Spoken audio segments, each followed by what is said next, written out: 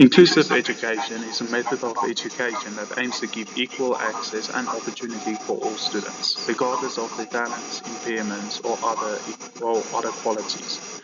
The primary premise of inclusive education is to guarantee that every learner, regardless of their background or individual characteristics, may participate in and benefit from excellent education alongside their classmates in normal classes.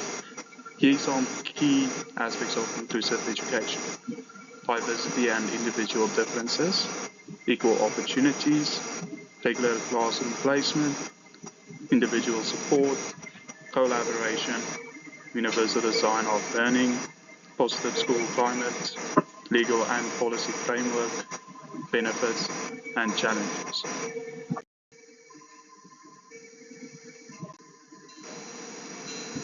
Hybrid learning and inclusive education is basically meaning that it's online learning and exclusive in-person learning.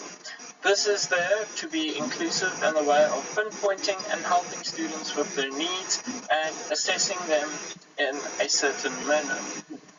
Hybrid learning is focused on being specifically in both ways. So being able to teach children online and make it active and interactive, and to make sure the outcomes are reached. Also in doing it in person and doing different activities in person and helping and assisting them and making sure that it's inclusive, making sure that all learners feel included and important and all learners can understand or comprehend the content knowledge. Framework of inclusive pedagogy is a very key point, for it focuses on including everyone's needs and everyone's abilities. The second thing it focuses on is the teacher needs to believe in himself or him or herself to be able to teach the children these content and making the subject inclusive and making sure that they work together in a manner to make learning accessible for all students.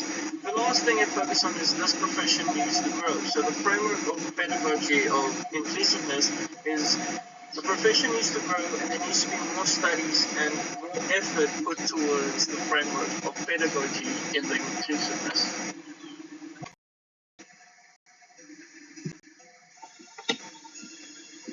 One of the definitions for learning support is any activity that is not part of the learning materials used in the lessons. Available support structures. There is special schools as resource centers, Full service schools, district-based support teams, and SIAS documents. Classrooms and inclusive education.